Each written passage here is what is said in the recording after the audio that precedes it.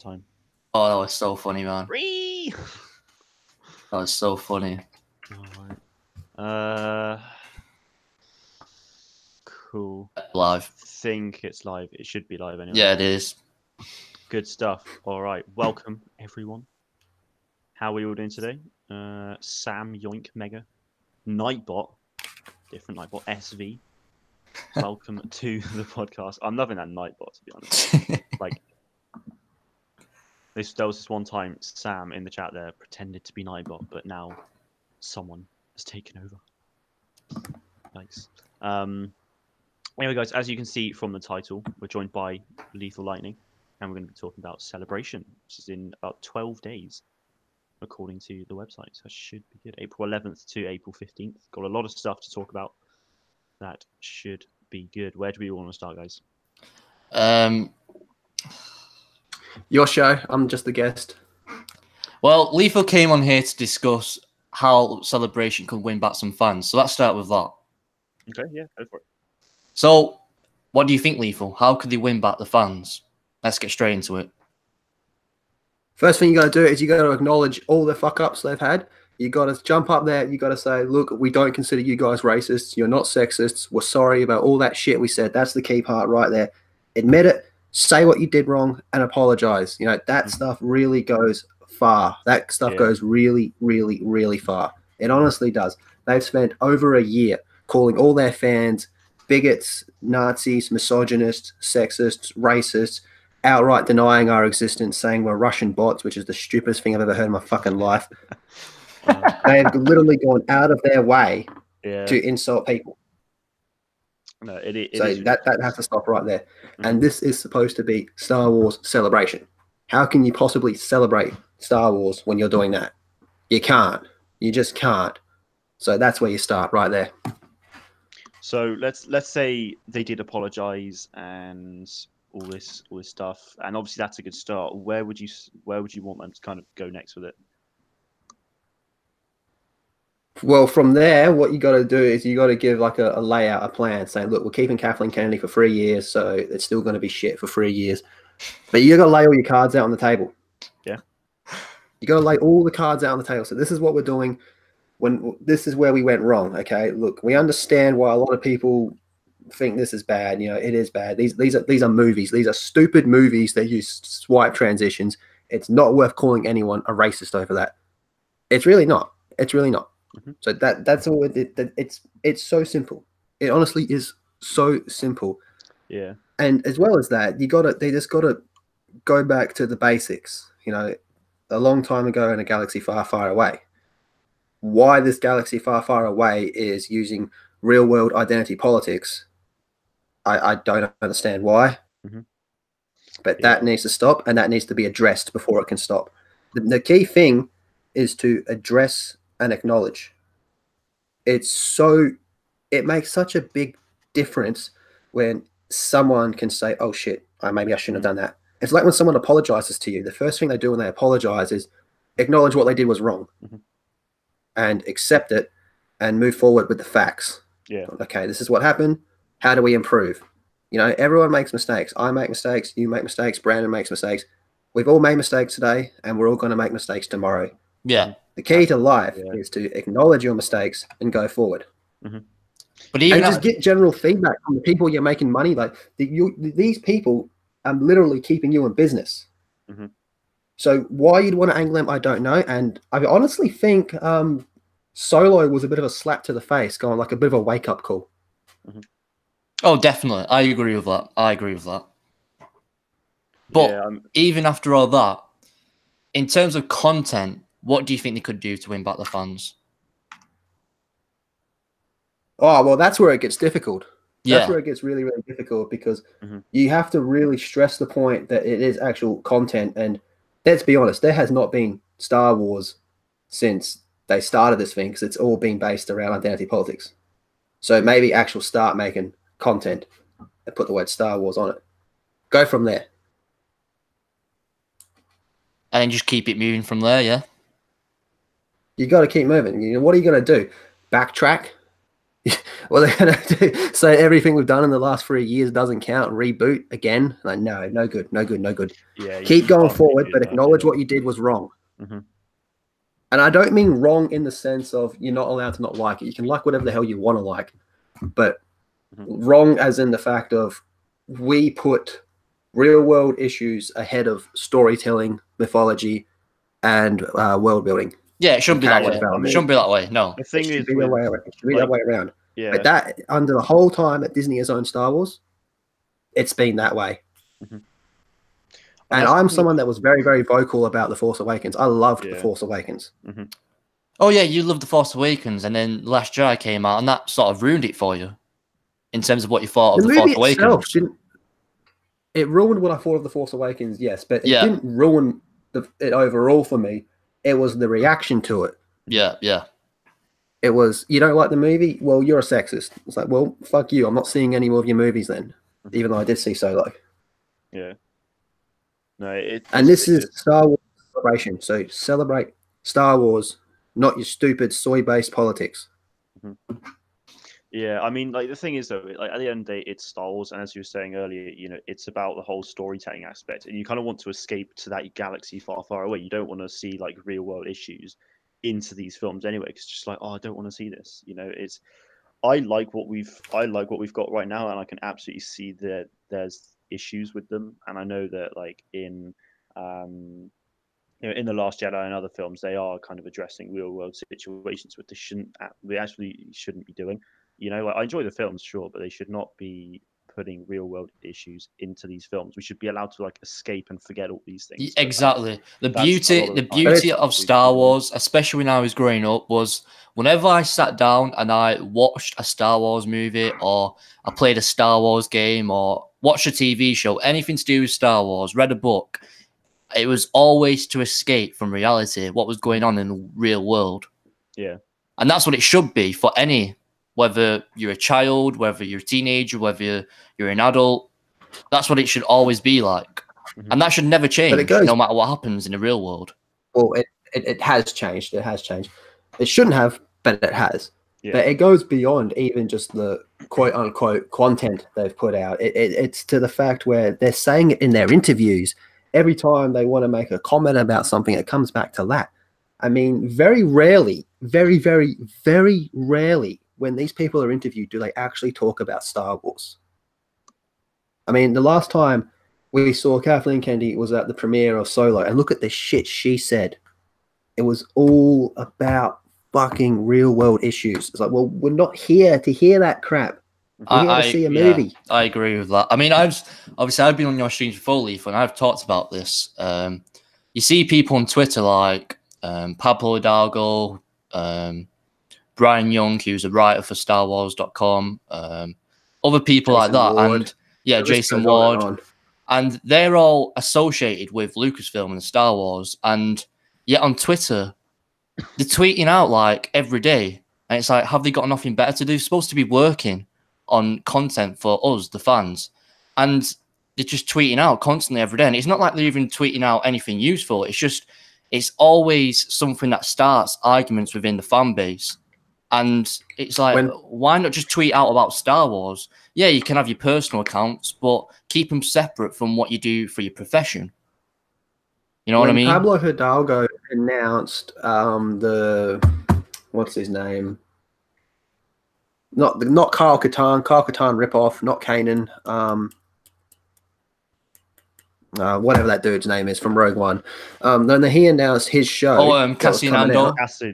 Cassian, that's the one. Yeah. Kyle Katarn. It is Kyle Katarn, pretty much. But when he announced that show, in the same tweet as announcing that show, he was having a go at people in the fucking same announcement tweet.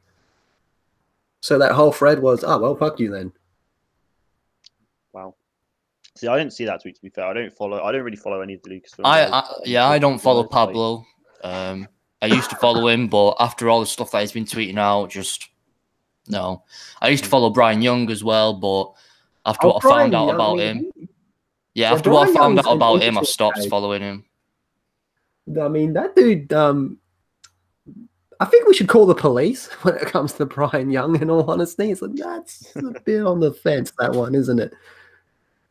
Honestly, the only one that I really follow, from what I can remember, is Matt Martin. And that's because he actually tweets out useful things about Star Wars. And he interacts with the fans as well. And he has a bit of, he can have a joke with the fans as well about Star Wars. You don't really see him tweeting out anything about politics or... Yeah, exactly. And that's what you want from all of them. But unfortunately, it's not that way. But yeah, Matt Martin, I think he's all right. There's another guy on Twitter who I'm following as well who's posts a lot about like the concept art on. I can't remember his name. I think he's called Phil. Yeah, something like that. Yeah, I can't remember his last name. But yeah, he tweets out a lot of like Star Wars concept art, which is quite interesting to look at. Yeah, I follow him. I think I can't really think of any others at the moment. But there are some people out there on Twitter associated with Star Wars and Lucasfilm that the good people, and they tweet out useful things about Star Wars, about the profession. But then obviously you just get people like Pablo. On Twitter, though, I mean, like their real world interviews and the articles they write up and shit. It's even worse than what they tweet. Oh yeah.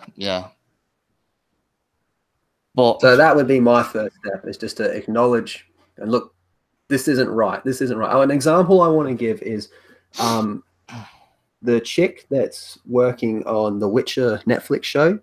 Yeah. She's very far left on her politics, which I don't give the slightest shit on your politics. Just give me a good show. And people were worried. They're saying, well, fuck, this is going to fuck up the show. And she put out this massive response, and the gist of it was, how I feel about the real world should and it will in no way affect the quality of the story of a fictional universe and the surrounding characters and all that. My personal beliefs about the real world aren't going to change the way a fictional universe works. And that's how it should be. Because that's bad storytelling. And that's the way it should be. Yeah, absolutely. And DC Comics has a clause, if you work for them, if you say retarded shit on Twitter, you're fired instantly. There was some chick who worked at DC, and she put out a tweet saying that Batman's superpower was white privilege, and she was out of the door like that. Wow, fair play. But yeah, then you got Lucasfilm where I'm saying that stuff is encouraged. Yeah, that's definitely how it feels. That is definitely how it feels. And if someone doesn't like a character you make because they're useless, just call them a racist. Because that works. Yeah, it's just, oh man. Something else I want to bring up is, because Lethal, I saw that you did a video on it recently, and it's to do with Celebration, of course, and it's an ObiWan TV series. I watched some of it, so just talk us through it. Do you think that we are going to get something announced for an ObiWan TV series? Yeah, I personally think it's been in the works for quite a while, and honestly, it should have been announced at the last Celebration, but they wanted to withhold it so that way Kathleen Kennedy actually can say something good this time around. Do you think it'll be Ewan McGregor? Yeah. See, yeah. Or Chris Pratt. For all the memes. So if they did announce that, would you be up for that? What do you mean? Would you watch it? Would you be interested? Oh no.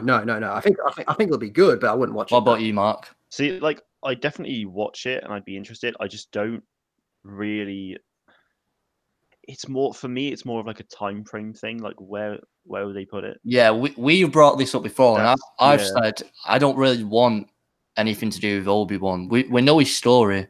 Yeah, get someone else. You know what I mean? I personally don't see the point in an Obi-Wan show. Like, I've seen so many people request it, and I'm like, fair enough. If you want that show, you want that show. But like, at the end of the day, it's like, do we really need it? Especially when we've got Master and Apprentice coming out.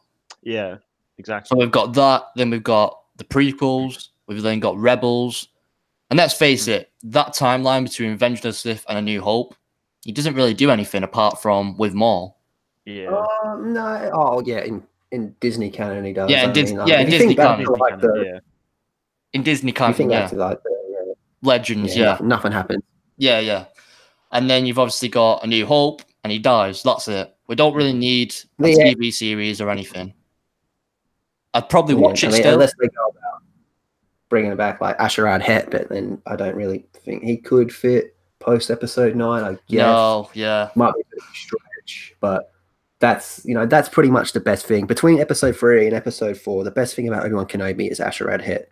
Yeah. So without that, you just got an old man jacking off in a cave. But aside from that, if you could have any character who got their own TV series announced at Celebration, who would you want? Rose Tico. Yeah, Rose Tico.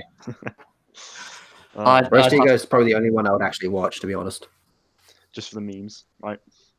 Oh yeah, because there was actually a rumor about that. It was, yeah. I don't know if it was legit. You just don't know. No, what I think that was that's Lucasfilm just throwing shit at the wall and seeing what sticks. Mm-hmm. Yeah, so I have no doubt in my mind. That the idea did cross their minds. Oh yeah, probably did. Oh yeah, it was probably Lucasfilm that put it out just to see how the fans reacted. And it's like, okay, if we get a reaction from this, we'll do it. But it's just... That goes with all entertainment industry, though. You know, they do that shit with gaming. Gaming's a big one. They do that a lot with loot boxes. Like an example I'll give is Anthem. Remember when the loot box store, whatever it's called, when it supposedly quote leaked? Yeah, dude, that wasn't a leak. That was them putting a screenshot out to get a gist of how people feel about it, and everyone was saying that shit's ridiculous. Mm-hmm. So they lower it down, and then and that way, when they lowered it down, you know, they look like good guys. Mm-hmm. That's just an example of how, you know, entertainment industry. They've been doing it for years, man. You know, they leak their own stuff to get you know how people feel about it. So they probably might. I don't know. A Tico show is a bit different, though, isn't it? But it probably did. It definitely did cross their mind. Yeah, it probably did. But it's kind of like the only place I can really think that they're going to do a Rose Tico show at the moment is kind of a bit of a backstory sort of thing when she's on her home planet and all that stuff. But who the fuck cares? There is actually rumors though that she's not really going to be involved with episode 9. She's only going to be in it for about 15 minutes max screen time. No, they won't. No, she's going to be a main character. To have her go through all that crap in episode 8, and then all, you know, Hollywood hating on her and then blaming fans for it, only to kick her out. That completely goes against Lucasfilm's narrative. That's how they're going to lose their woke crowd. So she's definitely going to be in it, and their woke crowd is all they got. See, it's fine if she's in it, but as long as they improve the character drastically. Yeah.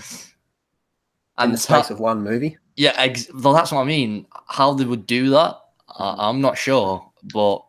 And it's J.J. Abrams. Keep in mind, J.J. Abrams. I am a J.J. fan, but when you look at his work, he's just we're getting Return of the Jedi Part 2. Well, that's what a lot of people said about The Force Awakens. Obviously, A New Hope and the similarities. Yeah, it did have a vast amount of similarities. I mean, you could see in The Last Jedi, you could see elements of Empire and Return of the Jedi. You could see certain elements of those films in The Last Jedi, but kind of redone to fit the narrative there. But then that's why a lot of people have said they shouldn't have brought back the Skywalker Saga. They should have done something completely different. The thing is, though, like they could have done something completely different, but it's just they clearly. I don't think they had much of a plan with it. So it's kind of like, right, okay, we've got Star Wars. You're exactly right. Like, let's go and. They didn't have a plan. They've said that multiple times. There was no plan. They had a script for Episode 7, and Kathleen Kennedy's response to the script for Episode 7, which was after they threw out Lucas's script, was, "There's too much Luke Skywalker in your movie. It's taking away from the main characters." What the fuck? It's Luke Skywalker. We've been waiting 30 years for him to come back, and you're complaining that he's taken up too much of the movie. If there is a room of Star Wars characters and Luke is in there, Luke is the one you're going to look at. I think that was a big thing that was going to be drawing people into the sequel trilogy before The Force Awakens got released, because the main thing that was pulling them in was the fact that Luke Skywalker, Han Solo, and Leia were going to reunite on screen, and that's never happened. Yeah, no, deceived. Yeah. And that's why a lot of people are like what they are today, because we didn't get that, and we're not going to get that in episode 9. Let's face it. Mhm. Because no, you can't. You can't. I mean, Harrison Ford, they killed him off, and Harrison Ford is just, he's an asshole. He wouldn't come back. Carrie's dead in real life, and well, Last Jedi happened. Yeah, you can't bring him back. It can't happen. Which it's ridiculous, really. You think at some at least in episode 7, you'd think there would be some sort of they'd all come together just one last time sort of thing. But it's just like we see Luke for like 5 seconds and a little bit more, but 10 seconds at most, and then that's it. We'll take it back a step further, and you would have thought there actually would have been a plan for this entire trilogy. You thought, maybe they would have sat down and been like, let's make sure we're all on the same page here. Well, I mean, sorry, the thing is though, like, I just going from JJ to Ryan to JJ. They should have stuck with JJ. I just think it should just been JJ the whole time. Yeah. Remember, it was supposed to be Colin Trevorrow for episode 9 originally. It was, yeah, it was. Well, it was the same with Solo. Didn't he have 2? And then Kathleen Kennedy, she got rid of him. Yeah. To see, this just shows you how stupid Lucasfilm is. How the hell do you get 90% through a movie and then turn around and go, oh, this isn't what we wanted? And for creative differences as well was their excuse, and it has been their excuse the whole time. Like, you could understand that if it was right at the start of the movie when they were starting it, but when they're so close to finishing it, that's like if you're on a construction site and you've nearly finished what you're building, and then all of a sudden they say, "Oh, we don't like what you're doing with it," and then they take you off and put someone else on it. It doesn't make any sense whatsoever. Yeah, no, it's a bit. You built a skyscraper and they wanted a fucking barn. Pretty much, yeah. It's not ideal, really. It's not ideal at all. It's not ideal. It's retarded. I mean, I don't understand how anyone can be this dumb. How do you go about living your life? How do you pay your electricity bill? These people are fucked. Yeah, I mean, the thing is though, like you were saying earlier, like last time we saw Kathleen Kennedy really was the Solo premiere. Before that, it was probably the celebration before. We literally never hear a peep from Kathleen Kennedy at all. And you think because Kathleen Kennedy? Oh no, actually, no. She was actually on the Star Wars show once. She did an interview. True, she did, but the Star Wars show, she basically said like the plans for the future or something, that they've got exciting stuff in the works and stuff that people aren't expecting, all that stuff. So, well, what are they going to do? What are they going to do? Lie? We're going to jump up on stage and say, "Oh yeah, I mean, I guess it's okay if you're into that stuff." Yeah, and that always interview as well was right before The Last Jedi came out.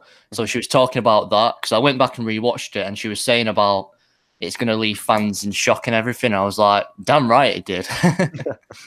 Yeah, it's gonna, you're gonna fucking put a ticking time bomb in it is what you're gonna do. But that's the thing, you've still got people like me and Mark. We enjoyed The Last Jedi for what it was, but we still understand where the people who hated it are coming from, because there were faults with it. There were major faults with it.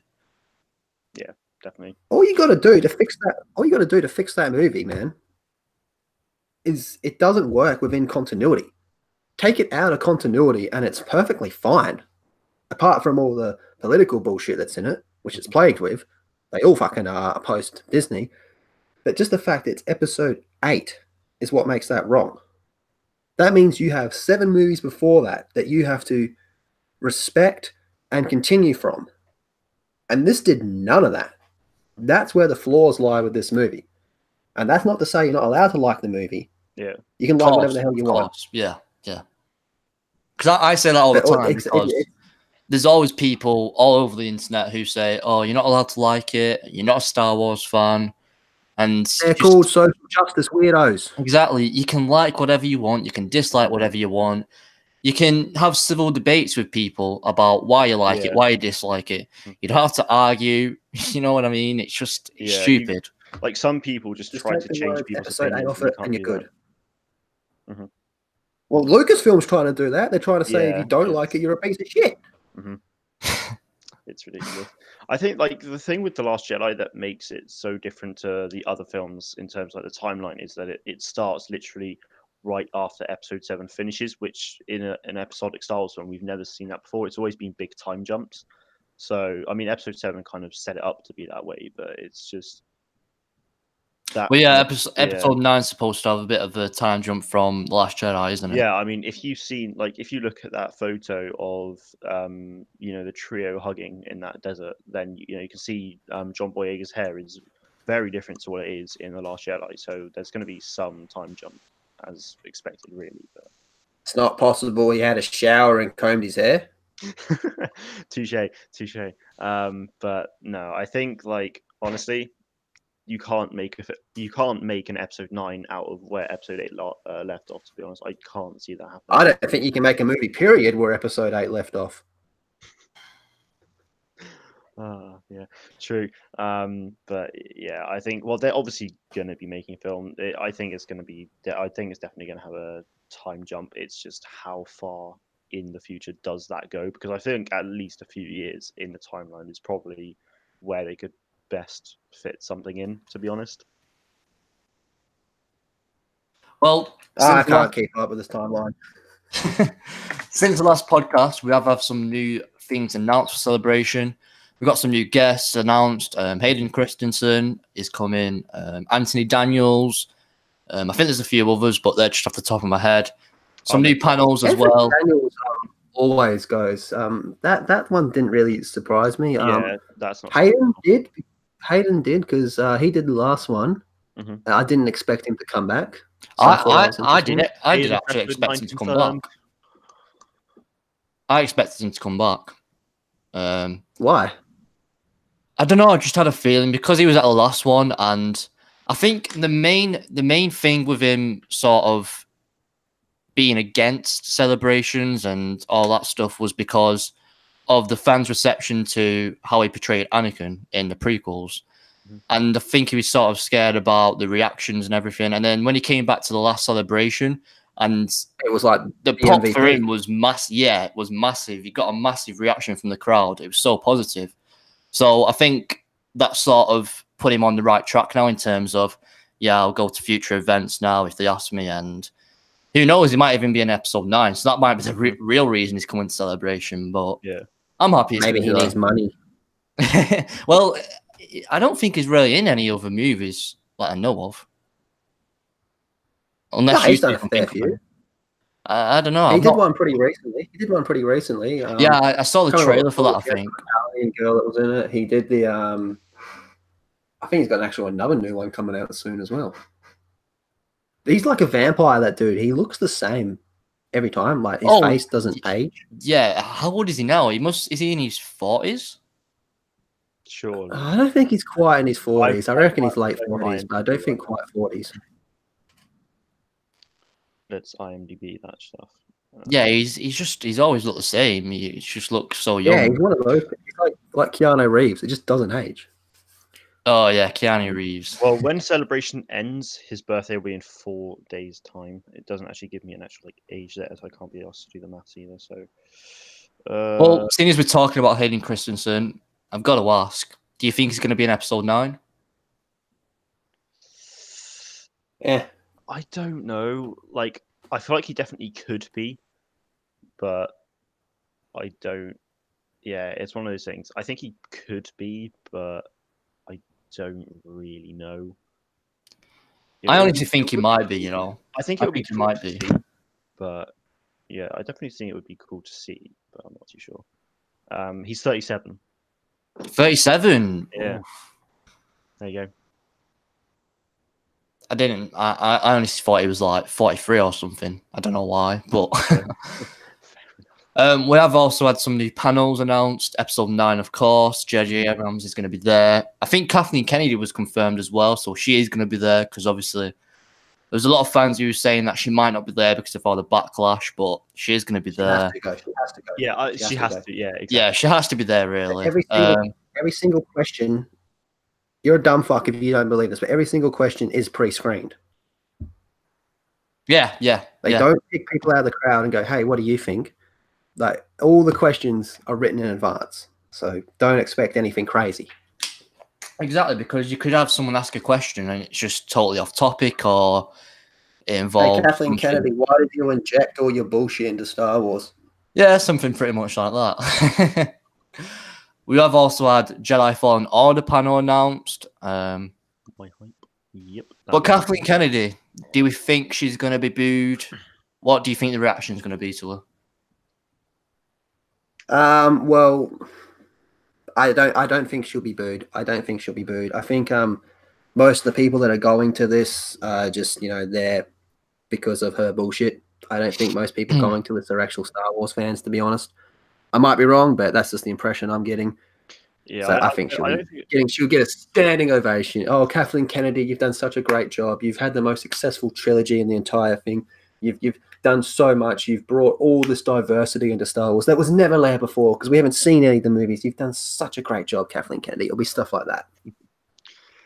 She won't get booed. No, I don't think she'll get booed, to be honest. She fucking deserves it, but she won't be. Yeah, I'm not really sure. I think it might be a little bit of a mixed reaction. I think there'll be more sort of cheers, but I think there will be a few boos, possibly. Yeah. That's just the feeling that I'm getting. I could be totally wrong. That's just how I'm feeling at the moment. Zorkin does bring up something that I was going to ask as well. Do you think that George Lucas will be there this year? Nah. I don't think he will, but... No, I think the only reason he went to the last one because it was the 40th anniversary. Yeah. You know what? I have a feeling that he's going to be there. They've got is it the Phantom Menace 20-year anniversary panel or something? Yeah. I think he's going to be there. Maybe on some other panels, but I think he'll definitely be on that panel for sure.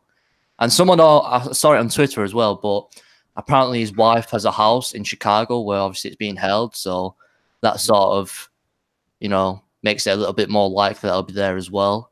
And also, I think Lucasfilm will want him to be there because obviously the past year or so with The Last Jedi and all the backlash from that, I think they'll just want him to be there to sort of, you know, for a familiar face sort of thing. Yeah, I think he'll be there for sure. I think it'll be nice to see him there, but again, I don't know. I think him being on the 20th anniversary Phantom Menace panel would make sense, to be fair. I think that would work.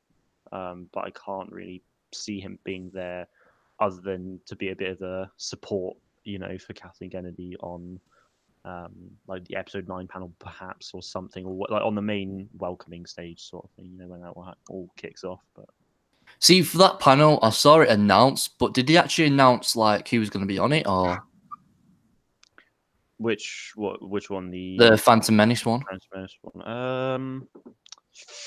I'll have a look for you now. When it's, because I think they might have kept it sort of quiet because they want it to be a surprise. But obviously, you've got to have like Ewan McGregor, Liam Neeson, surely. So yeah, it just says join host. Nah, Liam Neeson won't be there, man. He's been he's going for all that bullshit at the moment. Oh yeah, I forgot about that. Yeah, that's rough. I think Ewan will definitely be there. Will Natalie Portman be there? I'm not really sure if she'll be there either. I don't know. Does she even care? Exactly, that's what I mean. Because obviously, was it her who she did an interview and she said that she didn't want her children to watch the sequels or something? Yeah, wasn't it just, I don't know, was it just Star Wars in general? Oh yeah, she didn't want them to watch the prequels that she was in or something. I don't know, it was something like that. But yeah, I'm sure I saw that with her in an interview or something. Yeah, I did see that at some point. I did see that. Oh, I didn't know that. I don't know what the reason really was. I don't know why, but yeah. I'm gonna try Google it. So whilst you're doing that, Lethal, are you going to be watching Celebration? It'll be like 4 a.m. here. Yeah, time zones. Yeah. Is there any panel that you're particularly excited for, or that you're going to keep an eye on? The Raylo panel. I actually saw your video before about that. An interesting video. Yep, there's a Raylo panel happening at Star Wars Celebration. Get keen. Oh God. Okay, yeah. So she says here I think the reason she won't show her kids Star Wars is because she dies in the movies and she doesn't want her kids to see that. Basically, Oh, okay. they Oh, would that have is the seen Star weakest Wars shit. anything. They would have seen Star Wars anyway. That is Let's the be honest. weakest But, shit ever. Well, I mean, it depends how old they are. yeah. Wasn't that why movies are age restricted? Well, I'm sure. I don't know how many she had. Doesn't she have like 3 kids? Not too sure. One of them's like 10. Surely you can watch Star Wars when you was 10. I watched it when I was like. I watched it when I was like 5. Yeah, exactly. I watched Revenge of the Sith like when it came out on DVD and all that. The first Star Wars movie I watched was The Phantom Menace. Mm-hmm. Oh, I can't really? remember I can't remember which one the first one was. Like my earliest memory of Star Wars was watching was just the end of Revenge of the Sith. Like I definitely watched Star Wars beforehand, but I just like earliest memory. Yeah, was memory. Revenge Yeah. of the Sith. So there you go. I can remember seeing that in the cinema. See, I remember being at home with my grandparents because my mum and dad went to go and watch Revenge of the Sith. But we weren't, me and my brother didn't go. But again, like as I said, that's the earliest I can kind of remember. Like, I definitely would have watched Stars beforehand, but it's just which one and sort of when, I have no idea. Yeah, mine was it was Christmas Day, and I actually got The Phantom Menace. In fact, I think I got all the Star Wars movies. So obviously at the time that would have been the prequels and the original trilogy. And I literally just sat down with my dad and I just watched The Phantom Menace, and then it all started from there. And obviously eventually I watched them all, and now I'm like, Star Wars not. Nice. So Mark, what are you most excited for at Celebration? Ooh, good question. Good question. There are like a few things like really like it's just kind of like the bigger stuff. Like we've got Episode 9, Mandalorian, Fallen Order. I think for me personally, it's probably the Mandalorian. I would say Episode 9, but like the Mandalorian's like the first live action TV show.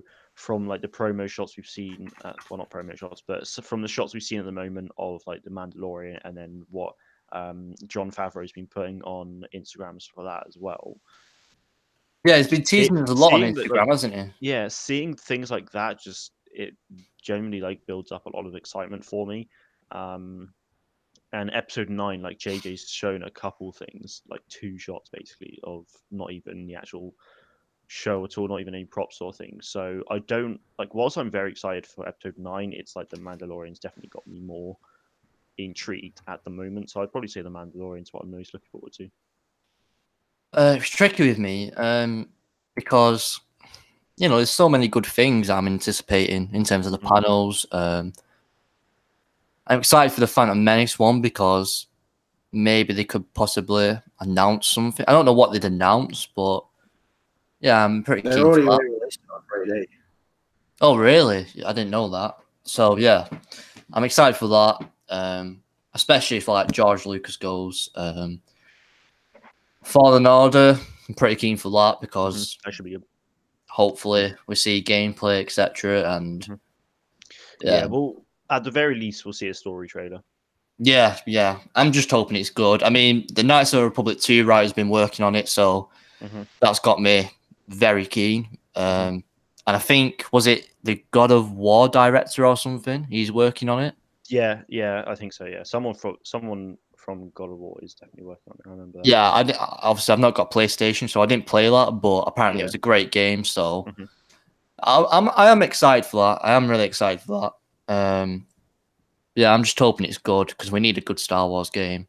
Yeah. Battlefront 2, it had a bad launch, but I would say it's getting better. Yeah, but we need a game that has a good launch. You know what I mean? Yeah, I mean the thing with Fallen Order though is it's a single player story, so I can't really see us getting like that many like additional add-ons, anything like that, like story and all that stuff. So I think it just You needs play to The be a Witcher good 3? Star Wars story. I haven't, no. Well, there you go. So Witcher, Horizon Zero Dawn, God of War, Tomb Raider, Spider-Man, Batman Arkham games. It can be done. It absolutely can be done. Yeah, I just can't. I don't know. I don't really feel like we will, to be honest. I'd like to see it. I would absolutely like to see it, but I'm not too sure whether we will really. I don't know. We'll have to just wait and see what their plans are with the game, really. I'm hyped for the Clone Wars panel because I suppose Like we're going to Clone get Wars? another trailer. Obviously, the first trailer we got, it was a great trailer, don't get me wrong. But we didn't really get any sort of Yeah, that new was footage, if you know what I mean. yeah. It was just a bit of. It's quite short. Yeah, it's a bit of a tease. So hopefully we get a new trailer and there's, it's more jam packed. And hopefully they'll give us hopefully they'll give us an idea of the more story arcs we're going to get, because at the moment I think the only one that's confirmed is Siege of Mandalore.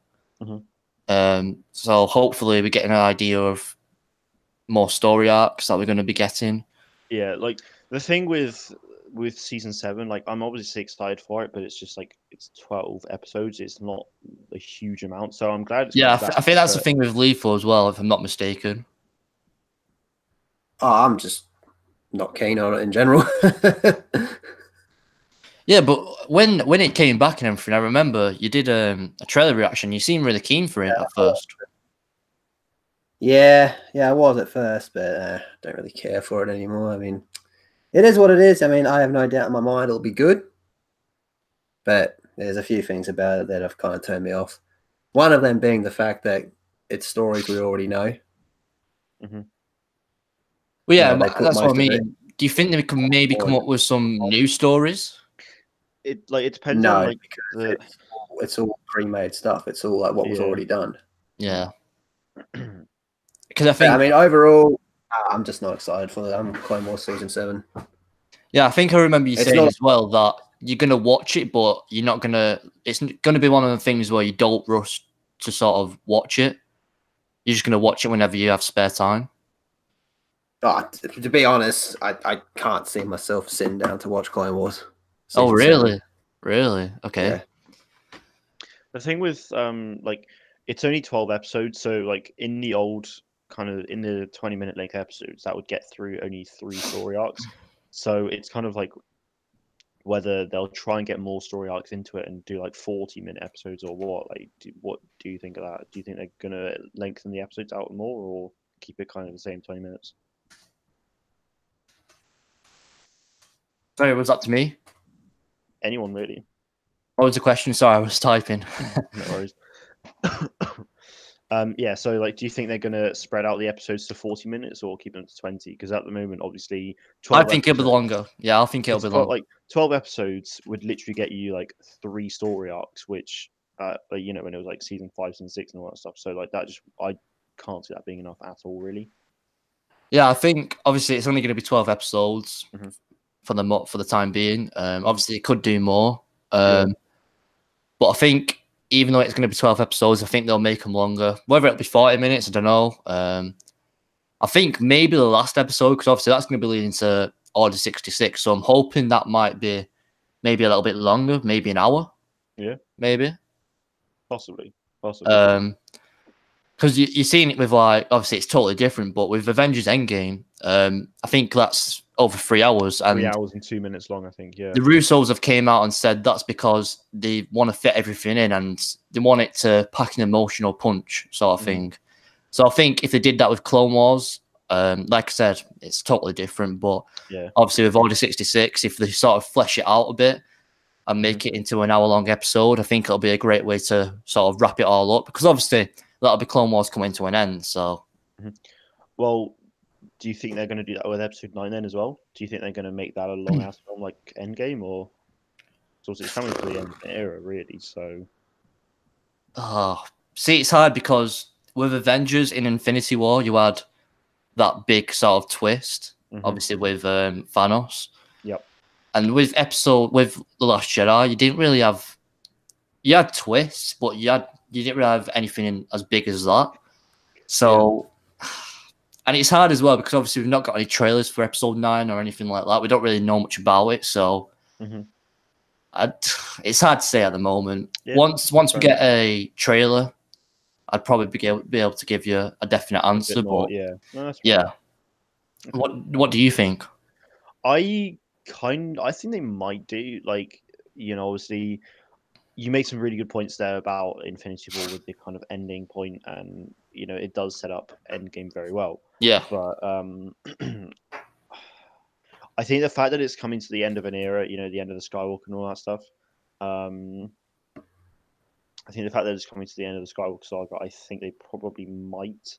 It's kind of one of those things that, like, they could, they either will or they won't, sort of thing. I think they definitely could do it, and they could definitely try and flesh it out. But whether they will was just another question, really. We'll just have to wait and see, and kind of wait for a trailer and stuff, I guess, as it's saying. Do you think there's more hype behind Endgame or Episode 9? Endgame. At this moment in time. At this moment in time. Endgame. Endgame, yeah. Endgame by a country mile. And do you think that's because of the backlash for The Last Jedi compared to how Infinity War was received? That definitely plays a part. Yeah, I mean that definitely plays a part, but also the fact that we've actually had a lot of, we've had a few trailers now, posters, all that stuff for Endgame. It's releasing in a month, so I think that was also just another point. It's the fact that it's a lot sooner. I think that does play a part as well. But do you think once obviously Endgame's released and everyone's seen it, and then obviously we got onto the sort of Episode 9 hype train, do you think it'll start to pick up then for Episode 9? It won't overpass Endgame. It will pick up. Yeah, I don't. The hype for Episode 9 won't get as high as Endgame, but I think it will definitely pick up, but not as much as Endgame. Endgame's got so much hype around it right now, so much.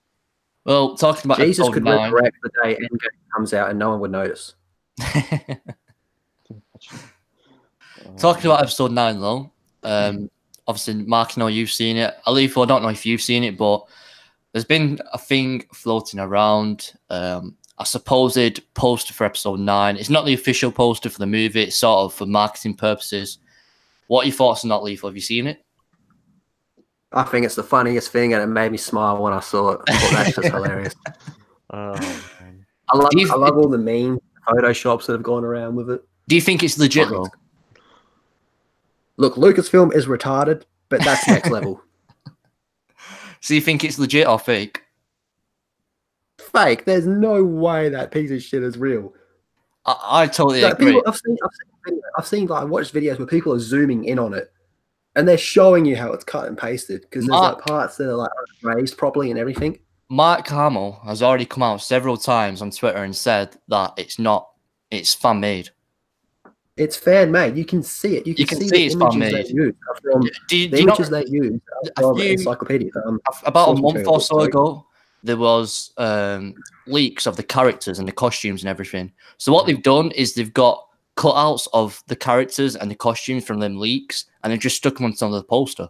Yeah, that's all they've done. It's so obvious. It really is. It's so obvious, and yet you've got all these people saying that it's legit, and I think it's ridiculous. I think it's totally fake. Totally fake. But then obviously, Mark, I know that Mark thinks that it's actually legit, though. The people that think this poster is real believe the world is flat. It is flat, okay? God damn it, it's flat. God. Yeah, I mean, the thing is, though, those stormtroopers at the bottom of it. I mean, I'm currently looking at the one that's got my face pasted around the whole thing. But those stormtroopers at the bottom is the only thing I don't think we've had leaked. But they probably just made that up because we've seen what the thing is that we've seen what these stormtroopers look like, in the sense that on the crew, like apparel, like on their hats and their t-shirts and all that stuff, we've seen this kind of clone phase 2 looking First Order Stormtrooper design. So they've probably just gone and stuck that on First Order Stormtroopers, honestly, and then just like painting them red with those triangle things. Like, I mean, fair play. As a fan-made thing, fair play, but like, meh. you can see where they've cut and pasted from. You can see like the parts that haven't been erased properly. It's not real. Yeah, I'm just gonna. Oh, I can zoom in. Excellent. I mean, what more do you need from when Mark Hamill says it's not real? Mm-hmm. Yeah. What else do you? Isn't that case closed? Pretty much. I mean, like there's not much else you really need to go on apart from that, really.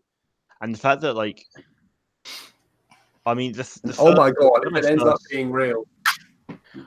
When I first saw it, and I saw 3PO with Chewie's bowcaster and that bandolier, that made me laugh. Honestly, that was strange. Oh god. The best thing about that poster is the meme material. Mm-hmm.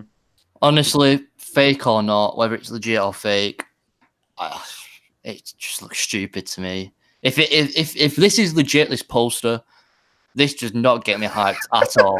It really does not get me hyped. We'll find out in 2 weeks, probably. Yeah, we'll find out soon enough. We'll find out soon enough. But if this is the poster, I might actually see this movie. It's gonna be fucking terrible. Oh man. That'd be brilliant. But yeah, if it is legit, it just a poster. The whole point of a poster, whether it's the official movie poster or it's just for marketing purposes, the whole point of a movie poster is to get you hyped for the movie. Yeah. That does not get me hyped for episode 9 at all. If it was a Spaceballs movie, I'd think it was a great poster. Oh, God. And it looks stupid. I mean, you've got C-3PO, a droid, holding Chewbacca's bowcaster. He'll take one shot of it and it'll be like, oh, you didn't recognize me because of my... What are they trying to do? Are they trying to turn him into HK-47? Because that's not going to work. That's not going to work. Trust me. What a meme. Remember the golden rule. It's all about selling merchandise. That's why Captain America shaved his beard for Endgame. So he has a different look. So you have to buy the next figure. Mm-hmm. So the only logical reason behind this is so people say, oh, shit, now I need to buy 3PO with a fucking bowcaster. That's the only reason why. That's the only reason why they made his arm red in the first, what's it called? Force Awakens. Yeah. That's the only logical reason why that could be a thing. Mm-hmm. Because the poster is terrible. What needs to be said? It just looks bad. You know, as a fan creation, yeah, it's cool, but come on. And then you've got people on social media saying that it's a brilliant poster and it's getting them really hyped, and I just don't really get it. Because those people are the same people that just go, oh my God, it's got the word Star Wars in it. I'm going to get it. And then you've got people on YouTube. You've got Mike Zero. You've got Star Wars Theory. Mike Zero probably made the fucking poster. And they're both already making videos on it about, oh, it's the official. Oh, and obviously Star Wars HQ. It's the official poster. The EA Shield lesbians done it? Have they done a video on it? Yeah, they have. Of course they fucking have. They did it as soon as it came out. I didn't see what the length of the video was. Probably like 10 minutes or something. Look at the picture. Research for you. But yeah, they did a video. Star Wars Theory did a video on it. Mike Zero, of course. Did Hello Greedo do a video on it? I'm not sure. Probably. That dude gags on fucking dick, so it wouldn't surprise me. Oh, no, he didn't. No. Because he put on Twitter that... Oh, yeah, he did say, yeah, he's real or not, he's not going to do a video on it. Yeah, but then I think he also said something like he sort of hopes it's fake because of all these YouTubers that have done videos. Here we go. Soy Wars lesbians. Star Wars Episode 9 first look. First look. New poster shows Rey's new lightsaber, Knights of Ren and more. We're going to quickly leave a comment. Let's say, when did you first discover you wanted to be a shill? Oh man. Oh my God. So it doesn't even look like I'm just gonna have a look again. I can't believe those fucking soy-based cucks blocked me on Twitter after a year of me tagging them in tweets saying you people are pieces of shit, and then following me on Twitter for 6 months. Last week they decided to block me. Well, they was following you, weren't they? They were following me. You didn't follow them back. No idea why. Yeah. Never followed them. That's shit. But the only reason that they followed you though wasn't because they thought you was a nice dude or because you liked your YouTube channel or how you came across on Twitter. It's because they had a bit of beef with you. They wrongly accused you of something, and they thought, "Oh, we'll follow him so that it sort of smoothens things over between us." And they really worked. Let's be honest. It made it easier for me to tag them in posts, making fun of them. Exactly. And then 1 year later, and they go and block you. GG boys. Fucking asshole. After all that, I mean, I think they did. Tag. I think they did well to get that far. Yeah, we'll give them that. And a year later, you get blocked for it. But anyway, back to the subject. Celebration. Is there any more panels that we've not talked about? The Raylo one. The Raylo. Oh god. Are you excited for that, Lethal? Oh man, that's the only thing that's going to bring a crowd. Let's be honest. Mark, are you going to be watching that? That's actually happening. That is actually happening. Oh yeah, you can't watch Celebration, unfortunately. Yeah. There is something else I want to talk about though. I don't want to talk about it too in depth because I'm going to be doing a video on this tomorrow. But I think it was last week. Rumors again circulating that the Game of Thrones showrunners are doing Old Republic related stuff. What do you think about that? And are we going to get an announcement for our Celebration? I've also got a video in the works about that, and all I'll say right now is it's a lose-lose situation for them if they do Old Republic. Mm-hmm. There's no winning in that situation. Yeah.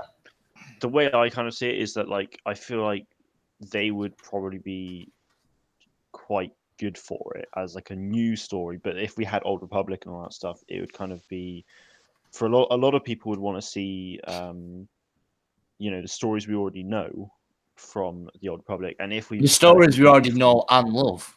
Yeah, and if they go anywhere away from that, and it's like, and changing the way characters are in the in the expanded universe, all that stuff, then that would just not even using them. It would just annoy a lot of people. It would not be. Well, that's why it's a lose-lose. They either do that. Fuck it, I won't do the video. I'll just say it right now. They either do that, and just piss people off, or they do exactly as we already know, and then what the hell was the point? Yeah, there just genuinely wouldn't be a point in it at all. What do you think it's legit? Do you think it is coming? I don't think it is. I don't think it is now. I've got reasons behind that. Ever since Disney first got Star Wars, go back to that horrible Aftermath trilogy, and yeah, I've read through it, so you don't have to. I've read quite a few new canon books, actually, believe it or not. And one key element in all these books that no one talks about is Disney's Soy Wars has a hard-on for the unknown regions. So I feel it was in this Brown book, wasn't it? They investigated it a bit. Yeah. Yeah, it was. It was. It's in quite a few, actually. Unknown regions is a big thing that they haven't touched on yet. I mean, they've touched on it, but they haven't done anything with it yet. But they're constantly referring to it. It's like their point of reference. Everything they're doing is the unknown regions. So I have a feeling that this movie, whatever it is, who fucking cares, it's going to be about the unknown regions. Yeah, could be. I mean, I know what you mean though. Using logic, literally. Yeah, they literally. I mean, from what I've read and seen and played so far, there is just a huge amount of unknown regions. You see it in Battlefront 2 as well. In one of the Starfighter maps, it's the unknown regions, but you just don't know anything about it so far, other than it. As you said, it is just a point of reference right now. Well, it's constantly referred to. Like I said, I don't want to talk about it too much, but I have no idea why this whole they're going to do Old Republic. I don't even know where that started. For some reason, people it's think just that because of Game of Thrones. How the fuck do you connect Game of Thrones to Star Wars? From what I'm like kind of taking from it is because like, I've not seen Game of Thrones, so yeah, I've not either. So it's just like, it's like because there are like swords and all that stuff, it's that sort of setting. People are like, oh well, they'll do that in. Say that about any Star Wars movie. Yeah. I think originally people wanted them to do sort of Mandalorians because sort of like same sort of culture as what's in Game of Thrones. Again, I've not seen Game of Thrones, so I have no clue, but that's what people were saying at first. And then obviously because people were talking about Mandalorians, people then thought, oh, what about the Old Republic? And then since then, the speculation has been fueled by all these websites who have been publishing articles about how, it's going to be the Old Republic. So yeah, but I just don't see the connection. So let's say they get on stage and they announce whatever it is, and it's not a Republic. Like, imagine like because obviously so many people have been hyping up for it to be Old Republic and all that stuff. Imagine like the disappointment that these people are going to get when it won't be. That's the thing. Oh, I'd love it to be Old Republic, but I'm not getting my expectations high. If it's Old Republic, then great. But if it's not, then fair enough. That doesn't mean that it's still not coming. It's just not going to be coming from the Game of Thrones showrunners. Yeah. So as someone as someone who like enjoys the Old Republic and all that stuff, and you'd like to see them sort of do the Old Republic at some point, how would you like the Old Republic to come into all of Disney and all that? How would you like to see it done? I've touched on this before, I think, but if they do bring it back in, they need to keep it original. They can't go and bring it back and be changing things with it. Maybe they can make small little changes to it. Nothing that sort of affects the overall storyline or characters. But they can't make any drastic changes with it if they bring it back. Needs to keep the same characters, the same genders. Revan has to be male. If they make Revan female, then that's a no-go. You've lost fans already from that. But bringing it back like that is entirely pointless. Well, yeah, because they took it out in the first place, didn't they? So if they do bring it back, then they are going to be making some changes to it. Let's face it, because there would have been no point in them making it Legends content in the first place. Yeah. So if they do bring it back, then they are going to have to make changes to it. Now, whether they are going to be big changes and they're going to be noticeable changes, I don't know. If they're going to make, I don't know, Revan a female or, Darth Malak a female, I don't know, but they can't make any changes like that, any drastic changes, because you're just going to lose more fans. You're going to get more backlash. I mean, let's face it, Episode 9, regardless, it could be the greatest Star Wars movie ever, but it's still going to get backlash because of how The Last Jedi went and because of all the things after that with, Pablo Hidalgo. Yeah, that's what I mean. But the people who are going to see it, who didn't like The Last Jedi, let's face it, like I say, whether it's going to be a great movie or not, they're still probably going to bitch and moan about it.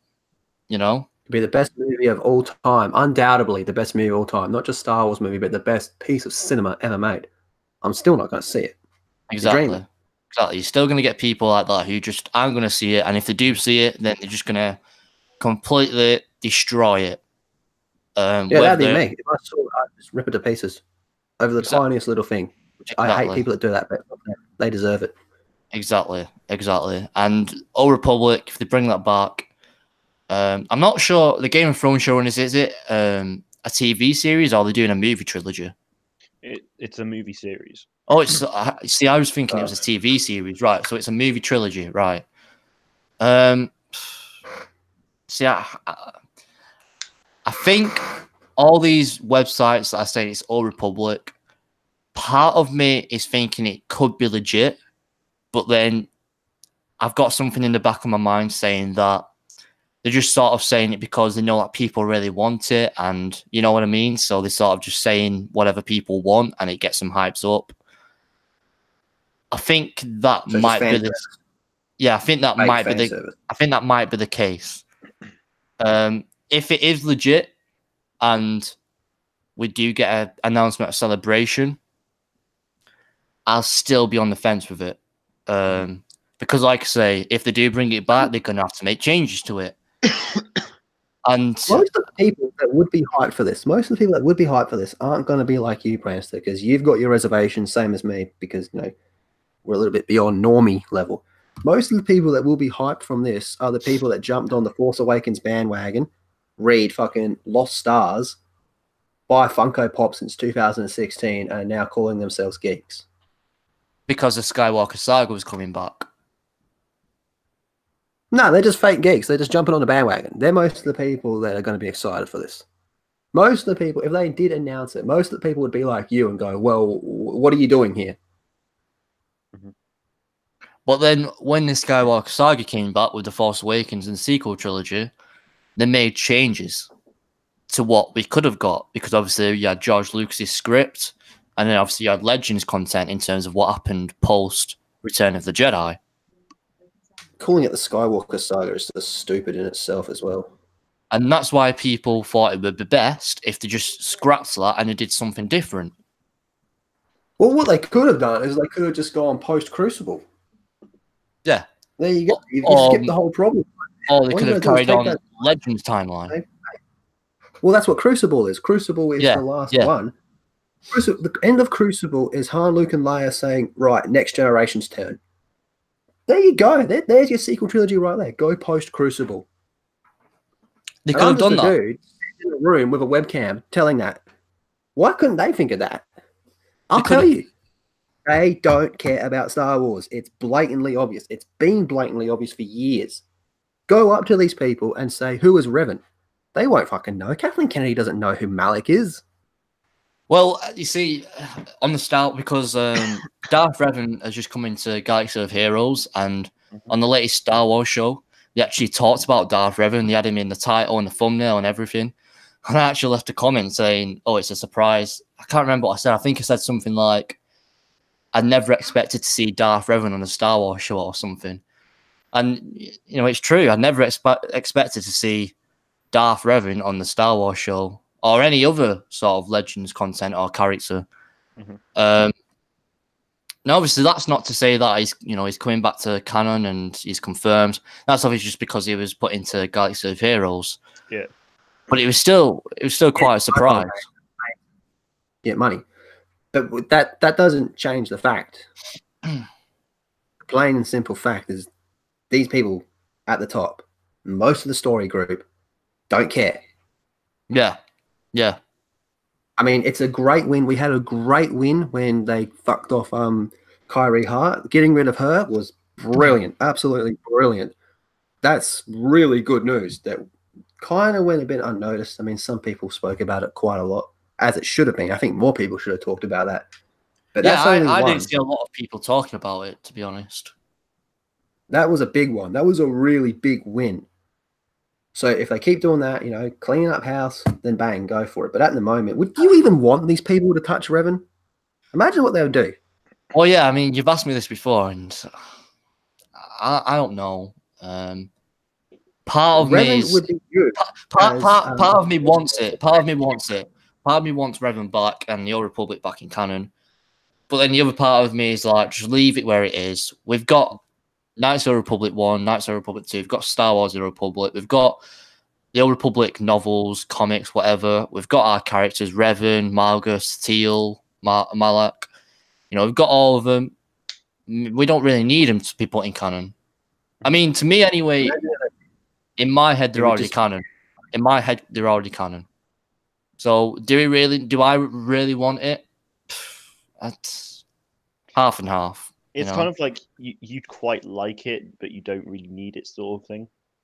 And plus, it's like if they do bring it back, then, like I say, they're going to be making changes to it. Yeah. And let's face it, the chances are that they'd probably end up messing it up. Well, half the changes will be from a narrative point of view, and the other half will be from an identity politic point of view.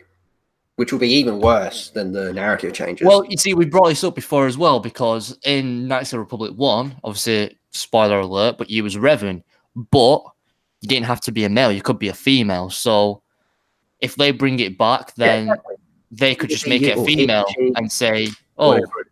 Yeah, exactly. I have a feeling that they would actually do that as well, so... Of course they fucking would. I know, but... This is Lucasfilm we're talking about. That's like expecting EA to not put microtransactions in their games. I don't know, man. I don't know. I do, 100% they would. Part of me wants it, part of me doesn't. Yeah. If it gets announced at Celebration with the Game of Thrones showrunners, I will be. Of course, I will be hyped. Of course, I will. Everybody who knows me knows that if that gets announced at Celebration, regardless, I'll be hyped. But at the same time, as much as I will be hyped, I will be very cautious about it. Yeah, I'll still be on the fence as much as I'll be hyped. I'll still be on the fence of it. Yeah. But obviously, I'll still go and watch it, and yeah, if they do it, honestly, I hope it'll be good. I hope that the changes they make won't be too noticeable, and I hope that Revan's a male, and I hope it will be good. I hope that I'll thoroughly enjoy it, and I hope they'll just stick to the roots with, how it was introduced with obviously Knights of the Republic games and Star Wars: The Old Republic. So yeah, I hope I enjoy it. Sorry, what? Its order still has me blocked. I can't see what he's posting. Oh my god! Imagine being that much of a sook. Oh well. We did actually have Nightbot. I still don't know who that is, but he said, "When are you going to talk about Fallen Order?" We have briefly touched on it, but yeah, Fallen Order. I hope it'll be good. I think everybody hopes it'll be good.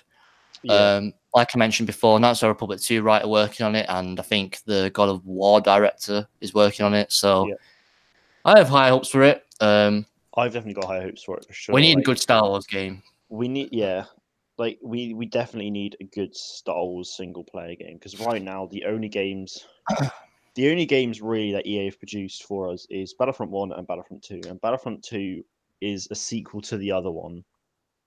And so it's basically right now we've basically only got one game from EA pretty much. And whilst I like Battlefront 2, it's definitely getting better. It had a bad start. Yeah, I agree with that. We need more Star Wars games. We definitely do need more Star Wars games for sure. And Fallen Order is obviously our next one. So I do have high hopes and expectations for this. So I'm looking forward to Celebration, just to seeing what they if they unveil any plans they have with it, the trailer sort of thing, it'd be. We should also mention as well that Battlefront 2 has just had a big update. Do you want to talk us through that, Mark? So yeah, on Tuesday we got Capital Supremacy, which it's a really fun mode. So it's in phases. So phase 1's like a non-linear kind of conquest experience. Yeah, it brings back command posts. Original. Yeah. So yeah, it brings back command posts. There's 5 command posts dotted around the map, and you've got to take them. You build up your reinforcements, and then once you've got to that point, dropships will come and take you up to the enemy capital ship via a cutscene. You then need to take out. You need to open a door.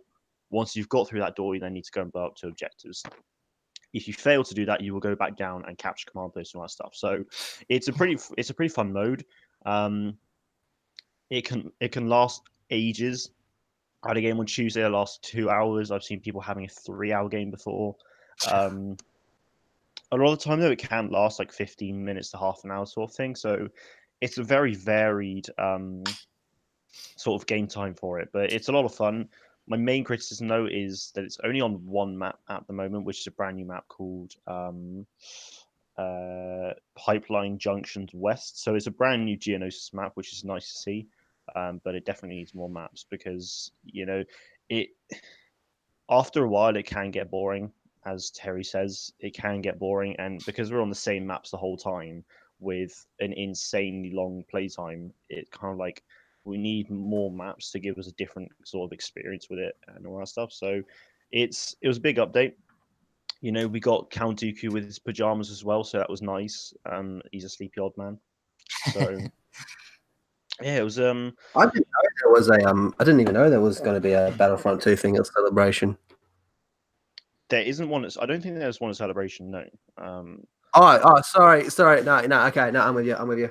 Bit of a... No, there's not a panel, but I do believe that all the I do believe that all the game developers are going though, so maybe we still could get something. To be fair, yeah, no, sorry. I thought you brought it up no because there was a panel or something, and I was just googling and I couldn't find anything.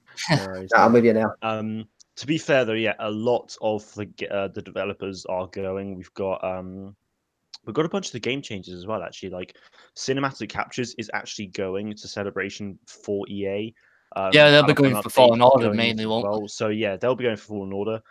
Ben Walk, the community manager, he's going, but again, that'll be probably because of Fallen Order. Yeah, but we've got Battlefront 2 developers like CJ, Guillaume, Hero Designer. Is it Dennis going as well? Dennis may well be going as well. Yeah, like we got a lot of the big names on the Battlefront 2 group actually going to Celebration. So there could possibly be something at Celebration about it. There's just been nothing announced as of yet. So I thought they already announced the Fallen Order panel. Yeah, they have. Yeah, there's a Fallen Order panel. Yeah, but it's whether Battlefront 2 is going to get anything. Like we don't know. Like there's nothing has been announced or anything. So it's unlikely. If it's a Fallen Order panel, I wouldn't assume there'd be Battlefront 2 mentioned. Yeah, no, like the Fallen Order panel will just be on Fallen Order. It's going to be an hour of Fallen Order stuff, but we've got Battlefront 2 developers going. So it's yeah. Like, I think they could maybe a celebration for Battlefront 2.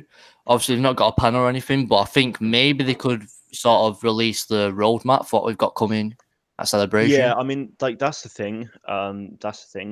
Like they're not like allowed to say anything beyond tomorrow, pretty much. Like as soon as tomorrow it ends, then they're allowed to sort of discuss things a bit more. Like there's a bit more leeway with it. We'll get the April community calendar probably next week, which will be nice. So that'll give us the events and the content we're getting in April. But then we'll probably get the roadmap at Celebration, to be honest. And I think the next roadmap will be at EA Play. I do also want to quickly mention as well, bit off topic, but if you have Xbox One, if you have Xbox Live as well, you can get the original Battlefront 2 for free. So just wanted to say that. So off the top of my head for Celebration, we've got Fallen Order panel, we've got Episode 9, we've got Mandalorian panel as well. Haven't spoken about that yet. We've got Clone Wars panel. Have we got anything else? Oh yeah, we've got Phantom Menace. We've got Raylo. How is that? Oh man. We've also got fuck me dead. We've got Guides of Hero stuff. I think it's like a Cantina event or something. Yeah. Same with Star Wars: The Republic as well. Sorry, what did you say? We don't have a single panel about authors or artists or people that make set props. We don't have anything like that whatsoever, though, is there? Do you think though there could be some surprise panels that we don't know about just yet? Possibly. I guess it's possible, but I don't think they're really known for doing that. Yeah. Because I don't think they've done that before, have they? They've always the last one was the 40th anniversary, so that would have been the one to whip it out. Yeah. There's one panel here which is about the creatures, droids, and aliens of Star Wars. So they're getting some actual, like some of the guys who actually work on creating the creatures and droids and all that stuff. Who's the host this year? Is it Warwick Davis again? Probably. I imagine so. I think it is. No, isn't he a guest? To be fair, yeah, it does say that he is on the guest list. I think. Let me have a look.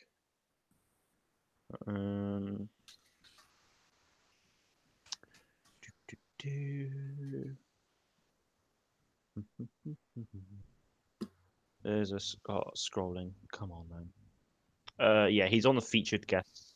That's all right. Well, it does say he's a host though. Featured it does guests. say Okay. host Oh, on yeah. celebration stage all days. So. Oh, there you go. Hosting it again. Huh. Warwick Davis. Twice in a row. Good Oh, on. sorry. Yeah, he's under stage host. There we go. I completely scrolled past that bit, but yeah, he's on the celebration stage. Yeah, I really like Warwick Davis as a host. I think he's great. Yeah, he's awesome. But yeah, we've got got a Galaxy of Heroes event. We've got Star Wars: The Republic as well. I can't think of anything else off the top of my head. Obviously, we've got that Creatures one as well that you mentioned. So far from what we know, I mean, obviously, it's not far away, but there could still be maybe some announcements. Possibly, yeah. So who knows? Maybe we'll get something in between then. But so far, it's looking up to be pretty good. Yeah, I can't wait for it. I'm going to be watching the whole weekend, and hopefully we get some good stuff and some nice new information. Yeah, I'm looking forward to it. Like, there's definitely a lot of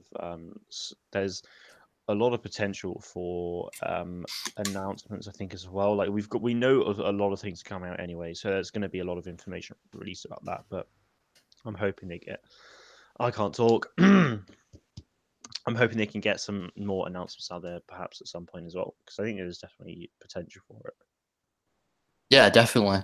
I think we are going to start wrapping up, but before we do, we should even speak about Mandalorian yet.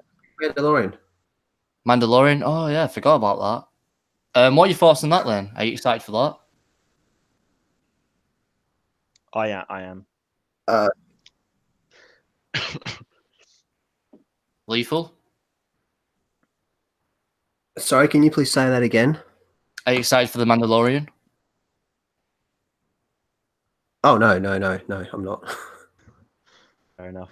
Nah, I mean, like, for me, like, just like, we've had like a lot of things from as we were saying earlier, like, Jon Favreau has put a lot of stuff on Instagram about it. So, like, they first revealed that, like, first shot of the Mandalorian in his armor and all that stuff quite a long time ago now, actually. But yeah, I think that looks pretty awesome. Actually, I'm looking forward to it. I am looking forward to it. That screenshot of IG-88 looked pretty cool. Hey. Yeah, that did look interesting, actually. Yeah, they've got I think it's one of the directors on it as well, actually, like on the micro. I can't even say his name. I know it though. It's the guy that did Was it Thor Rag? No. Thor Rag? Yeah, it was Thor. Yeah, it was him. I know his name, but I can't pronounce it. Yeah, it was him. He was doing a bit of voice acting. We also had, what was some of the others we had? Didn't we have one of the bounty hunters as well? Was it? So yeah, looking at Jon Favreau now, some of the shots he's posted. So there's one of the actual Mandalorian itself. Like that tub that guy on Bespin was holding, the actual gun as well. IG-88 as well. Like an R5 droid. And then, yeah, more IG-88 voice acting stuff. I don't think there's anything else, really. There was also a leak on, I can't remember where it was, but there was a leaked photo of Sabine Wren's helmet on set. Yeah, no, I saw that, actually. Yeah, I saw that. Which, when I saw that, I thought that was pretty cool.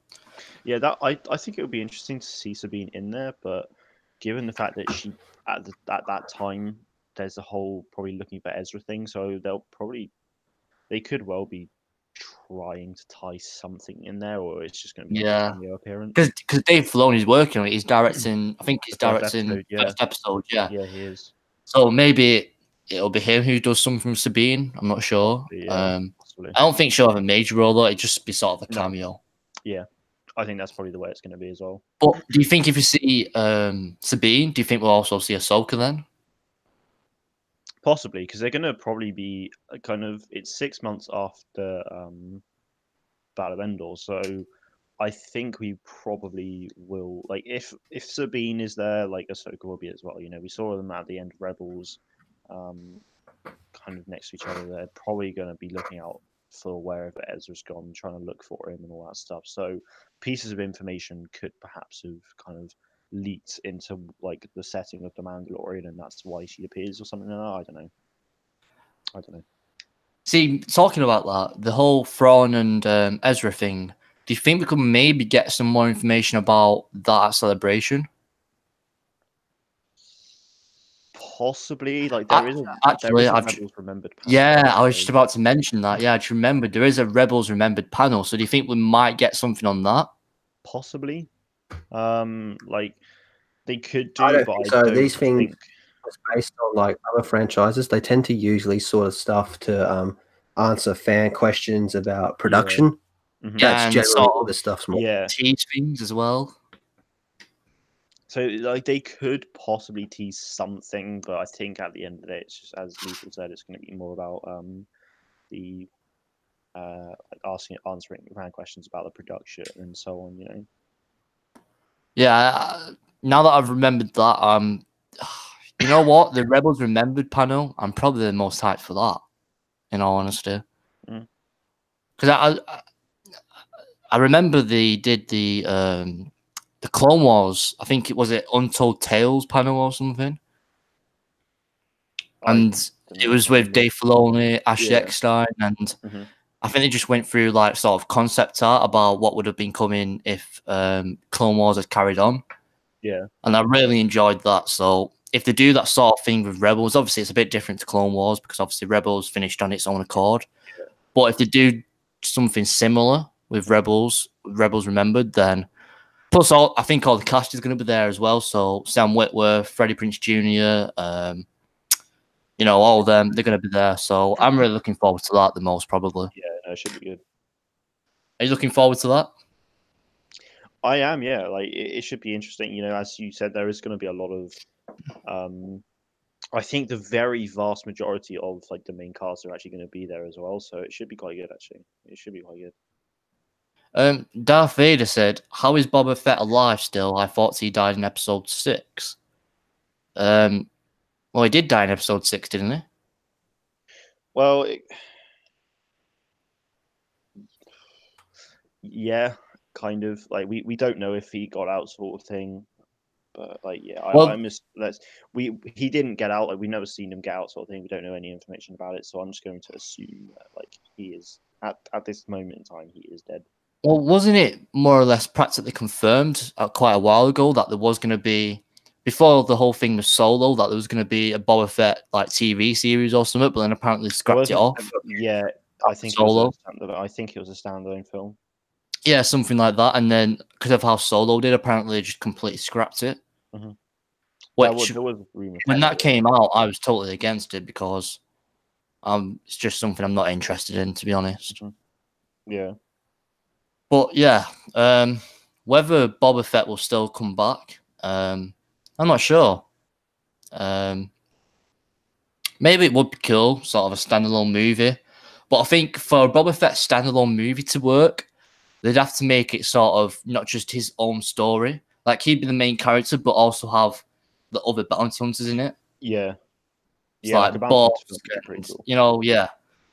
Sort of like Solo, but sort of like a heist movie with bounty hunters. Yeah. I don't know if you remember, but in the Clone Wars, they had it with Asajj Ventress, and they did that sort of train robbery. That train, yeah, that was cool. Yeah, I remember really enjoying that. So I think if they did something like that, and they turned it into a movie, I think that'd be really cool. That. Yeah, that was called Solo. To be fair, that was a bit of a heist. Yeah, but I mean, train heist. Yeah, no, exactly. I mean, if they did it with the bounty hunters, though, not the same as like a train heist, but just some sort of heist movie. Yeah. You know, like, I don't know, like a bunch of credits, like millions of credits or something, and they have to sort of steal them. I don't know, just something like that. The thing is, though, like, Solo does kind of set up well for a sequel with Jabba the Hutt and all that stuff, so it would be interesting if we actually kind of got that, but... Well, yeah, because you had the whole thing with obviously Maul and the the Black Sun and everything, and Yeah, Kira being involved with them. So that did set something up. But obviously, with how Solo did, I think they've sort of pushed that to the side now. I mean, But at the same time, though, they still have to sort of tie that up, though. Whether that is another movie or I don't know, like a comic, I don't know. They have to tie it up still somehow, though. Ron Howard did say, like, apparently there were loads of people asking whether it'll get a sequel and all that stuff, and then Ron Howard was like, if Solo was to get a sequel, it's kind of up to the fans for that sort of thing. So yeah, like, I saw that. If it fans was demand, demand. But yeah, like, I don't know. I think Lethal has something to say about that. I think so. Has anyone been paying attention to the last 3 years? Yeah. Well, there you go. That's what your fans have been asking for. Yeah, but then you could argue that, yeah, some of the fans, what they want, it's realistic and it can happen, but some of the things that the fans want at the same time, some of the things they want are just stupid. Fans just want Star Wars, plain and simple. Don't want any politics. Don't want fucking any agenda put in it. Don't want none of that crap. Want Star Wars, and that has not happened. Yeah, I agree with that. I was talking more about sort of like the content and the stories. But yeah, I definitely agree with that. We should also mention as well, Star Wars Resistance has just finished with season 1. What do you think of that, Mark? Because I know Lethal didn't watch it, so there's no point in asking him. I actually enjoyed it more than I thought I would, to be honest. It was interesting. Yeah, it did create that new story that set up nicely. Tied into the Force Awakens toward the end quite nicely. Like the end. So I am going to talk about like the final part sort of thing. Like I enjoyed it, but like, so they were saying like how they were trying to go to Dakar and all that stuff, but Niku didn't put in the numbers correctly, so they don't know where they're going. Like that. I don't know. I didn't enjoy that. I agree. I can sort of understand it, but I didn't really enjoy that. Yeah, part. Yeah. The thing with me was that basically, for anyone that doesn't know, it ties the end of season 1 of Resistance. It ties right into the beginning of The Last Jedi. And basically, they get away on the Colossus, which is the sort of station that they was on the whole season. Yep. And they contact Leia. And they plan to go to Dakar to meet up with her and, to get protection and all that stuff, evacuate with him. And I was getting so hyped because I was like, oh, yes, he's going to lead right into The Last Jedi and we're going to get him with Dakar. And, but then I thought, wait, they're not in The Last Jedi, so how is this going to work? Yeah. And then I was kind of a little bit disappointed when I found out that, they put in the wrong coordinates for hyperspace and it was going to end up somewhere totally different. And then I was even more disappointed because we didn't even get to find out where he ended up because then it ended. Yeah. So overall, the finale, I really liked it, but that just sort of niggled at me a bit. Yeah, like so overall, like I really enjoyed the Resistance. It did put a bit of a smile on my face. Had a few laughs here and there. It was a nice, like, kind of light-hearted thing, really. But so whilst I did enjoy it a lot, the ending wasn't quite as right at the end wasn't quite as good as I was hoping for. Really, like in terms of the way the story's played out with episode 7, episode 8, I can kind of understand it, but I still have high hopes for season 2, though. Oh yeah, no, I'm looking forward to season 2. I'm looking forward to season 2 because we'll get some information about that as well at Celebration. What I will say though is, it is a kids show, but it's a complete same as Rebels and Clone Wars. It starts off a bit sort of, kid friendly, but then it does get serious as it goes on. Yeah. Like Clone Wars and Rebels did.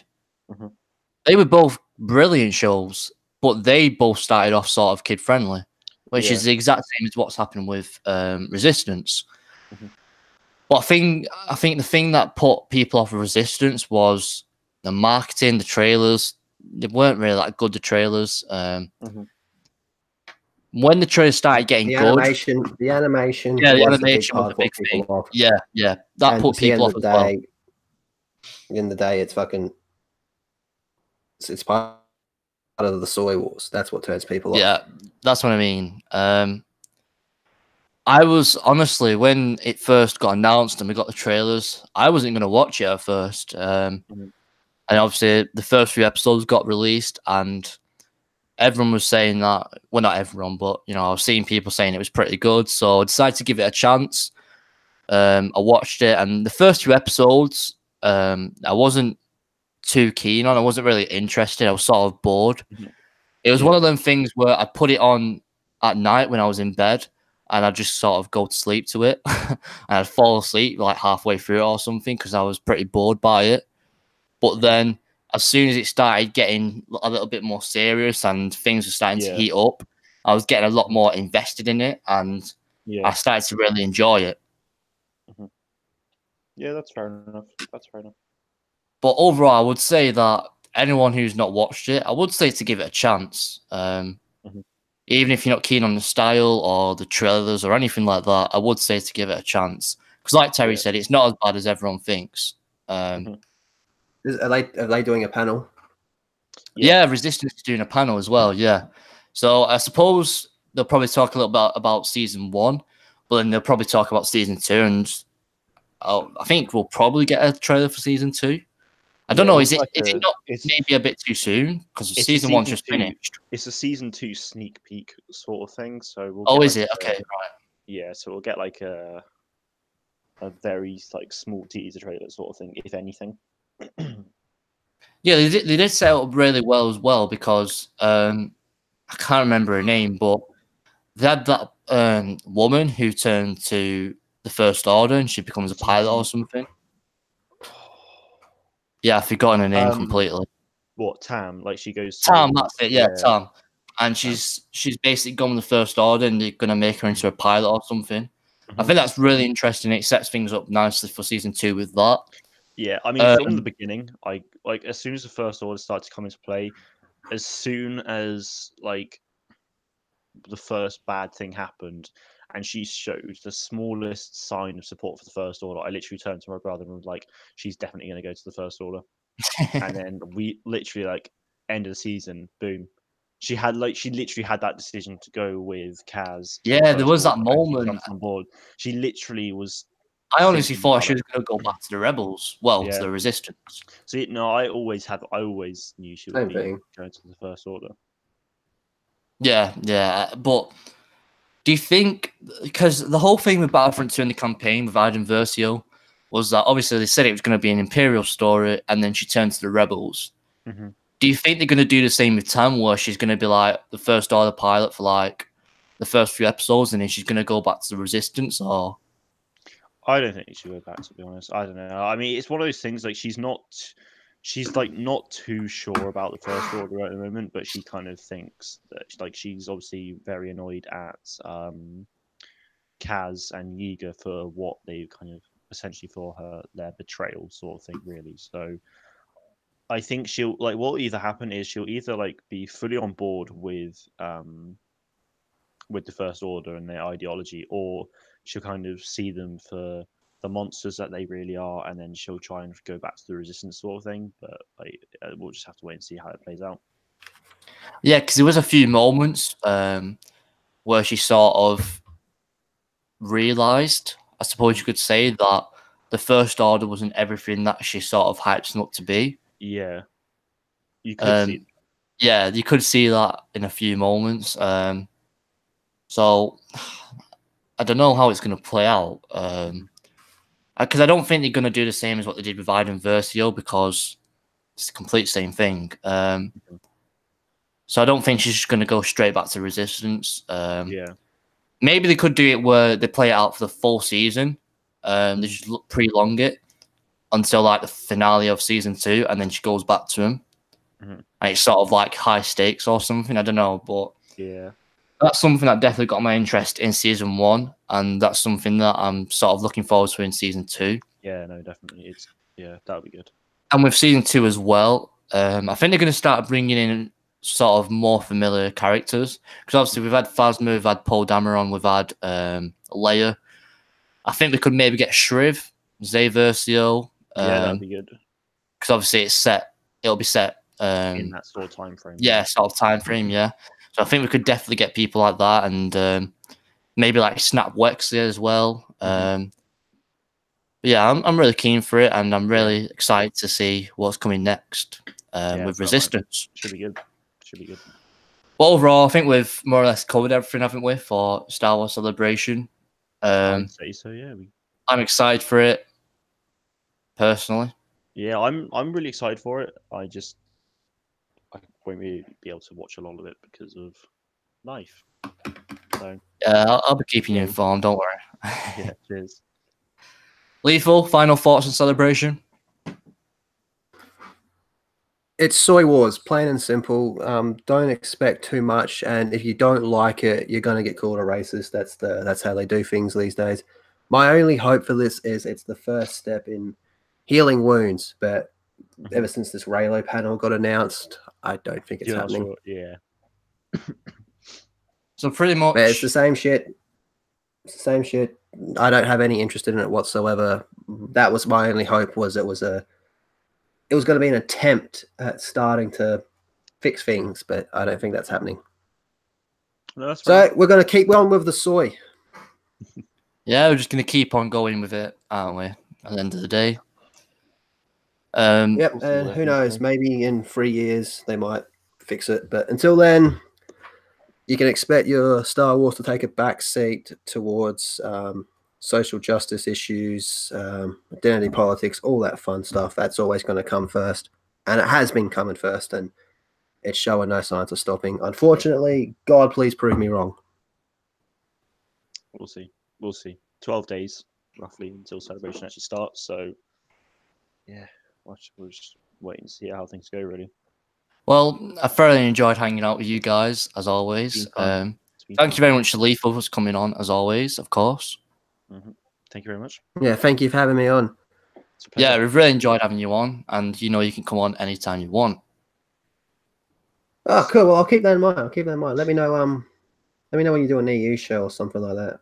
We will do. I think what would be quite interesting, actually, like we've obviously spoken about our thoughts of Celebration, is when Celebration finishes, is bring you back on and we can go like. Yeah, I think that would be cool. Maybe do like sort of a review. Yeah. Yeah, would you be up for that, Lethal? Yeah, I would be up for it, but I have no plan on watching it. I'm only going to watch, what stuff gets shared with me. But we'll see how we go. Yeah. We'll see. Yeah, definitely. But we need Lethal as a permanent guest. I was just about to read that comment. I'd be up for it. I think you guys need a voice of reason. Yeah, hey, if you can make it work, we would. I don't know. We'll see. Yeah, how often do you do these? At the moment, it's just whenever I'm available, because obviously, how's your internet situation going? Next month, hopefully. So April. Next month. What? I'm hoping. I gotta get you with Callum. Gotta get you on with Callum. That's gonna be. I'm available tomorrow. Callum's great. I'm available tomorrow if you want. Oh, we'll see how we go. Tomorrow's Sunday. Fuck, that's hectic. Yeah, exactly. Well, I don't know. Just let me know next time you do it, and if I'm available, I'll come on. Yeah, of course, mate. So just shoot me a message. Just thanks for coming on when you announce it. Not a problem at all. This was fun. I enjoyed this. Good stuff. But yeah, I think that's going to be it. Thank you to everyone that came out. Thank you to Lee for coming on. Mark, co-host, brilliant as always. Thank you for coming on. Even though it's your stream, but yeah. But yeah, thank you for everyone that came out. I hope you did enjoy the stream and the podcast. Bit of a word from me. Thank you, Lethal, obviously, for coming on. It's good to get your kind of insight to things. Hopefully, we'll see the start of a bit of a rebuild, but we'll just have to wait and see how Celebration goes. All right, man. Aim for the dream. Yeah, aim for the dream. We've got to go for it, man. Save the dream. Come on, boys. But yeah, thanks to Brancer as well for being the lovely co-host. And thank you guys for obviously tuning in, listening to the podcast. But that's going to be it for today. So may the Force be with you guys. And take care. The Force is female. Free. Oh, man.